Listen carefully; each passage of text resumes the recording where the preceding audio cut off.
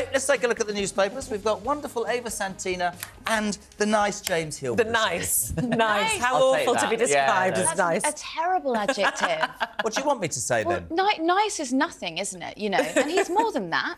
Have an opinion, Jeremy. OK, the wonderful Ava Santina and the equally wonderful James Hill here. Thank you very much. Ava, you're going to kick us off with the front page of The Guardian. Yeah, so this is Peter Bone. He's a Tory MP, still got the whip, so he's still a Conservative MP. He has been, in a Commons report, it was found that he had been sexually and, arguably physically assaulting one of his staff members. Now, these allegations go right back to 2012. He denies them, Peter Bone. However, the Commons report, I mean, it's really, really quite an eye-opener. There was an incident where they were staying in a hotel room together. I don't know about you, but I've never stayed in a hotel room with my boss. Nope. Where Peter Bone allegedly exposed himself to the young staffer. There was also instances of Peter Bone asking for a massage in the office. Asking for a massage. There was also another incident where an object was thrown at the staffer. Anyway, so the panel have recommended that he is suspended for 6 weeks from the Commons. That will be voted on. If that goes through, then potentially a by-election. Another one. It's interesting. 10 years that takes to come out. I would say this to you, James, and I know Nick will agree with me. This country's on its backside, and no wonder the British public's view of politicians is in the toilet. What Pestminster, I called it once. It's just a joke, man, isn't it? Well, extraordinary, yeah. I mean, you've got 650 men and women, and it does tend to be the sort of these men you sort of never heard of for years, and then they sort of emerge and they create yet another scandal. I mean, I think it's the worst thing possible for Rishi Sunak right now. He's got 2 by-elections in 2 days' time. He's going to be probably facing a third one in Wellingborough in 6 weeks or so when the recall petition comes back. But yeah, I think that coming off the back of everything that last year with the Neil Parish about the porn story, the Chris Pincher revelations, really, I think that it's a pretty grim time, and I think we've seen the resuscitation of the old Tory sleaze line from the 90s. But can we just say as well, so it was 10 years ago that these allegations come from, but you know, it was from 2015 it was first reported to Cameron. In 2017 it went to Theresa May. I mean, the poor complainant lost faith apparently last year. He was, they were going to give the whole thing up. Luckily, they carried on with it, and finally the story's come to light. But, multiple governments have now known about this. It's extraordinary. Absolutely extraordinary, which is why we need to tougher up the regulations and the rules and our culture around whistleblowing and raising the alarm on sexual harassment. I don't understand, and maybe I missed the point politically.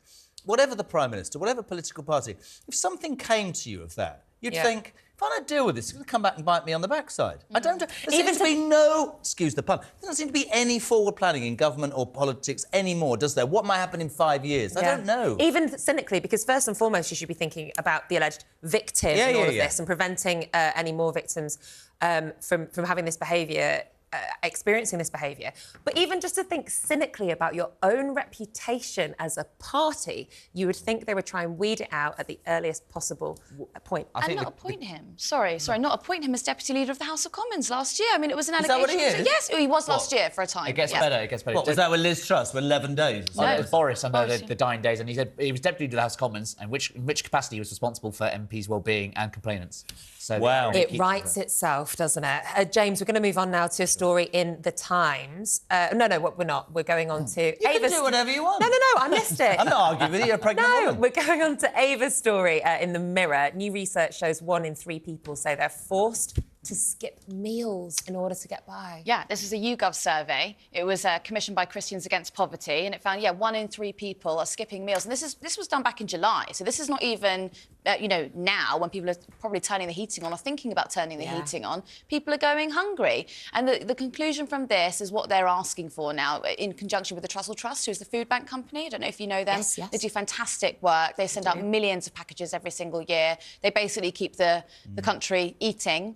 I think Jacob Rees-Mogg once referred to them as what did he say? He said something like it was quite wholesome that they were providing food packages. Jacob Rees-Mogg, yeah. Well, yeah, exactly. But yeah, so what they're asking for now is that universal credit, which is currently £85 a week, should go up to £120. Obviously, that would reflect inflation, and particularly food inflation. James? I think also what's really damning about this story is the stat that 1 in 17 misses a meal every single day, which is extraordinary. A third of all meals are being missed.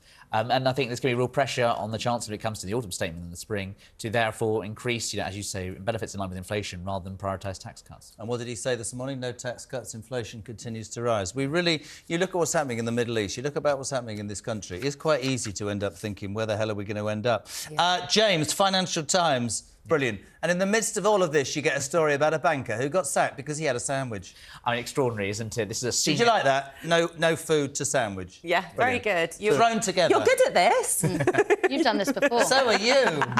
What did you say? You've done this before. Apparently, yeah. That didn't look right, did it? Go on. 10 on a sixpence, yeah. I mean, this is just a story about a senior analyst at Citibank who has now been sacked after a tribunal. Because it was an employment case, because he was dismissed for submitting an expense claim that included coffee and sandwiches for his partner and then lying about it.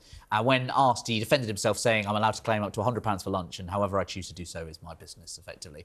He took his partner on lunch, and these emails, which were released on Friday in this tribunal, back and forth arguing because the finance department of the Citibank were asking, hang on a sec, you've claimed for 2 different sandwiches here, did she eat any of your sandwich or not, etc. And eventually he was forced to come clean on it. Stop. So he had to come clean that he just bought his partner lunch and then lied about it, yeah.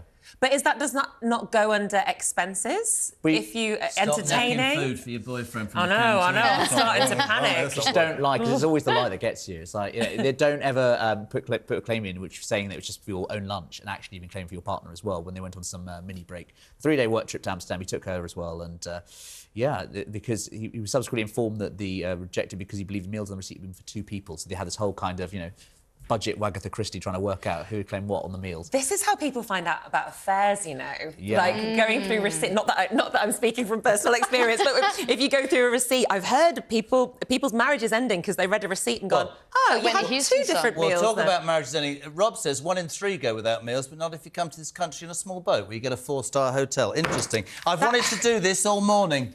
All morning. Mrs. Kyle and I only argue about one thing. This woman is like, she's cold-blooded, right? Like my mother, I get cold the minute it gets cold. Will Victoria have the heating on? No. Front of the Star today, 35% of families row over turning heating on. Seriously, she just says to me, put some socks on, put more clothes on, I'm not turning the heating on. It's icicles. No, I'm not doing it. It's no good at all. I'm hormonal, I'm pregnant, I'm sweating like anything. Wait, you're the cold one? Yes. Oh, that's interesting. It's not normally that way around, is it? Why? Well, I don't know. Women tend to get colder, don't they? Yeah, we tend to Where get colder. did that sexist comment come from? No, it's true. Men are hard, we don't feel cold. No. Women are lizards. We're cold-blooded, yes. and men are hot-blooded, and well, you always wear jackets and stuff. So honestly, I have to have the heating on. I have to wear socks. What do you like? Heating on or off? I always have to have the window open. I like a fresh breeze. Well, see, my ultimate thing, which obviously you can't do anymore because it's too expensive, is heating on, window open. Yeah. That is my ultimate. Wasn't that how to get rid of the Spanish flu back in the day? Isn't that why radiators are underneath? If you could zoom in on her face, she went, obviously you can't do that. I'm a lefty. Absolutely, she does that every single night. No, I meant obviously you can't do that because it's so expensive to have the heating on now. That's what I meant. It doesn't, it doesn't go against my lefty arguments. I'll have you know, actually, I'm powered by green energy. All of my energy is green. James, is your energy green? I haven't really checked, but... Good answer, Jane. Good answer. I'll take it. No matter what are you, heating on? A lot of people... I don't like it upstairs, but I don't understand sitting downstairs when everything's cold. I wasn't listening. Brilliant. I'm just going to be honest with you. How to make a breakfast show work. 2 people and she doesn't listen to a word I say. To be honest with you, I haven't got a clue what you just said. I love you for that. Is it just like home? Emily's joined us, thank the Lord. Am I literally that boring already after 3 weeks? I just... Switched off like the wife. You don't have any heating on. You're totally green and you and your boyfriend go jogging. I'm Emily, always freezing in this room, Adams, today. You like heating? Yes, and you're always putting it really cold in here. Now, this is the interesting thing. You see, they've dumped me in it. Here, I sweat like a pig. At home, I'm freezing cold. No, it's because this could be quite boring for viewers and listeners. However, in this Why change the habit of a lifetime? in this very studio, the air conditioning shoots directly at you guys. So he has it cranked up so that we get the kind of backdraft. There was a survey not so long ago in the US, and it found that there's a lot of sexism in workplaces where the aircon is on too much for women and the men are perfectly happy. What is wrong? We can't discuss anything without it coming back to sexism. We're talking about heating. I said nothing. Apparently, you're like a lizard. Apparently, you don't like heating because women... Is that true? So women are like lizards? No, well, we just, we like to stay a little bit cooler. Stay under your rock. Stay warmer, sorry. Stay under your rock. Gang, thank you very much indeed. Thank More you in the next hour. We went a little bit off topic there, but we had a lot of fun.